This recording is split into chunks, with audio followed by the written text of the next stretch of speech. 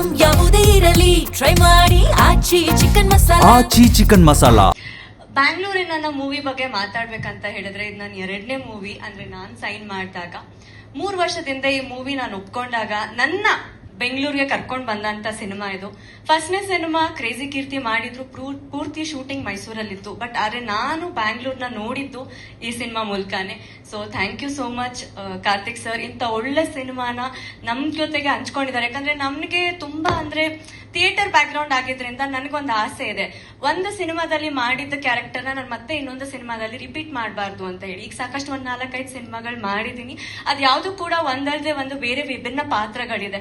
So ನಾನ್ ಕೇಳ್ಕೊಳ್ಳೋದು ಒಂದೇ, ಇಡೀ ಸಿನಿಮಾದಲ್ಲಿ ನನ್ನ ಗ್ಲಾಮರ್ ಆಗಿ ಪೂರ್ತಿ ತೋರಿಸಿ ಅಂತ ನಾನು ಯಾವತ್ತೂ ಯಾರನ್ನೂ ಕೇಳಲ್ಲ. ನನ್ನ ಡೈರೆಕ್ಟರ್ಸ್ ಫ್ಯೂಚರ್ಗೂ ನಾನು ಕೇಳೋದು 10 ನಿಮಿಷ ತೋರಿಸಿದ್ರು ಕೂಡ 10 ನಿಮಿಷ ನನ್ನ ಪಾತ್ರ ಮಾತಾಡ್ಬೇಕು.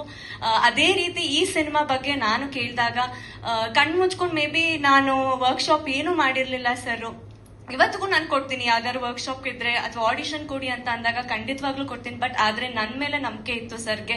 ನಾನು ಅನುಷಾ ಅವರು ಇಬ್ರು ಒಟ್ಟಿಗೆ ಹೋಗ್ತೀವಿ, ಸೊ ಏನು ಹೇಳ್ದೇನೆ 1 ಮಿನಿಟ್ ಅಲ್ಲಿ ಇಲ್ಲ ನೀವಿಬ್ರು ಮಾಡ್ತೀರಾ ಅಂತ ಹೇಳಿದ್ರು. ಸೊ ನನಗೆ ಒಂಥರ ಹುಮ್ಮಸ್ ಕೊಟ್ಟಿದ್ದ ಸಿನಿಮಾ ಇದು. ಬ್ಯಾಂಗ್ಳೂರಿನ ಸಿನಿಮಾ ಸೈನ್ ಮಾಡಿರ್ಲಿಲ್ಲ ಅಂತ ಹೇಳಿದ್ರೆ ಮೇ ಬಿ ನಾನು ಇಂಡಸ್ಟ್ರಿಲಿ ಸರ್ವೈವ್ ಇರ್ತಿರ್ಲಿಲ್ವಾ ಅಂತ ಒಂದು ಯಾವಾಗ್ಲೂ ಒಂದು ಕ್ವಶನ್ ಕಾಡುತ್ತೆ. ಬಟ್ ಆದ್ರೆ ಈ ಸಿನಿಮಾ ಮೂಲಕ ನನ್ನ ಲಕ್ ಚೇಂಜ್ ಆಯ್ತು, ತುಂಬಾ ಆಪರ್ಚುನಿಟಿ ಸಿಕ್ತು. ಯಾಕಂದ್ರೆ ಫಸ್ಟ್ ಸಿನಿಮಾ ಮಾಡ್ಬಿಡ್ತೀವಿ, ಸೆಕೆಂಡ್ ಸಿನಿಮಾ ಅಂತ ಬಂದಾಗ ಐ ವಾಸ್ ಲೈಕ್ ಧರ್ಮ ಸರ್ ಜೊತೆ ಮಾಡ್ತೀನಿ ಅಂತ ಇದ್ದಾಗ ಡೆಫಿನೆಟ್ಲಿ ನಾನು ಕಣ್ ಮುಚ್ಕೊಂಡು ನಾನು ಇಲ್ಲ ಅಂತ ಹೇಳಕ್ಕೆ ಆಗಿಲ್ಲ. It was a dream and obviously ಅವ್ರ ಜೊತೆ ಆಕ್ಟ್ ಮಾಡ್ಕೊಂಡಿದ್ದು ನಂಗೆ ತುಂಬಾನೇ ಖುಷಿ ಇದೆ. ಯಾವುದೇ ಏನೇ ಸ್ಕ್ರಿಪ್ಟ್ ಇರ್ಲಿ ಅವ್ರು ಅಥವಾ ಅವ್ರ ಕೆಲಸ ಅವ್ರ ಜೊತೆ ಮಾಡ್ಬೇಕಾದ್ರೆ ಅವರಿಂದ ಕಲ್ತಿದ್ದು ನಂಗೆ ತುಂಬಾ ಇದೆ. ಪ್ರತಿಯೊಂದು ಸೀನ್ಗಳು ತೆಗಿಬೇಕಾದ್ರೂ ಕೂಡ ಅವ್ರು ಹೋಗಿ ನೋಡೋದಾಗ್ಲಿ ಅಥವಾ ಬೆಟರ್ಮೆಂಟ್ ಮಾಡ್ತೀನಿ ಅಂತ ಹೇಳಿದಾಗ್ಲಿ ಅದೆಲ್ಲ ಇನ್ಸ್ಪಿರೇಷನ್. ಅಂಡ್ ಈವನ್ ಅನುಷಾ ಅವ್ರಿಗೆ ತುಂಬಾನೇ ಎಕ್ಸ್ಪೀರಿಯನ್ಸ್ ಇದೆ. Even she have been guided for many scenes. So ತುಂಬಾ ಜನ ಜೊತೆ ಕೆಲಸ ಮಾಡಿದೀನಿ. ಬಾಲರಾಜವಾಡಿ ಸರ್ ಆಗ್ಲಿ, ಅವರಂತೂ ಇವಾಗ ನನ್ನ ತಂದೆ ರೂಪನೇ ಅಂತ ಹೇಳ್ಬೋದು. ಯಾಕಂದ್ರೆ ಇವತ್ತಿಗೂ ನನ್ಗೆ ಏನೇ ಸ್ಕ್ರಿಪ್ಟ್ ಅಲ್ಲಾಗ್ಲಿ ಯಾವುದೇ ಬೇರೆ ಸಿನಿಮಾಗಳಲ್ಲಾದ್ರೂ ಒಂದು ಫೋನ್ ಮಾಡಿದ್ರು ಖಂಡಿತವಾಗ್ಲೂ ಅವರು ಅವ್ರ ಕೈಲಾದಷ್ಟು ಸಹಾಯ ಮಾಡ್ತಾರೆ. And thank you so much producer sir, ಇಂಥ ಒಳ್ಳೆ ಸಿನಿಮಾ ಕೊಟ್ಟಿದ್ದೀರಾ. ಯಾಕಂದ್ರೆ ನನ್ನ ಪಾತ್ರದ ಬಗ್ಗೆ ನಾನು ಹೇಳಕ್ ಆಗಲ್ಲ.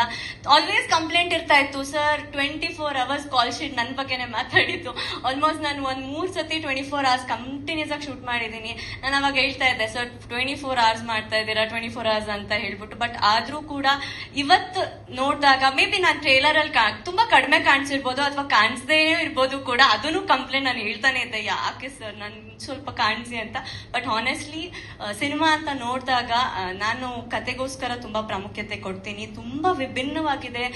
ಬ್ಯಾಂಗ್ಳೂರಲ್ಲಿ ಅಂತಾನೆ ಅಲ್ಲ, ಎಲ್ಲೆಲ್ಲಿ ಏನೇ ನಡೀತಾ ಇದೆ ಇವತ್ತಿನ ಜನರೇಷನ್ ಅಲ್ಲಿ ನಮ್ಮ ಅವೇರ್ನೆಸ್ ಏನಿದೆ ಸೋಷಿಯಲ್ ಅಥವಾ ಈಗ ಏನಂತ ಹೇಳ್ಬೇಕಂದ್ರೆ ಯೂತ್ಸ್ಗಳು ಹೇಗೆ ಸಫರ್ ಪಡ್ತಾ ಇದ್ದಾರೋ ಅಥವಾ ಹೇಗೆ ಪ್ರೊಟೆಕ್ಟ್ ಆಗ್ಬೇಕು ನಮಗ್ ನಾವು ಅನ್ನೋದನ್ನ ತುಂಬಾ ಚೆನ್ನಾಗಿ ಅರ್ಥ ಮಾಡಿಸಿದ್ದಾರೆ. Thank you so much Karthik sir, ಇಂಥ ಒಳ್ಳೆ ಆಪರ್ಚುನಿಟಿ ಕೊಟ್ಟಿದ್ದಕ್ಕೆ.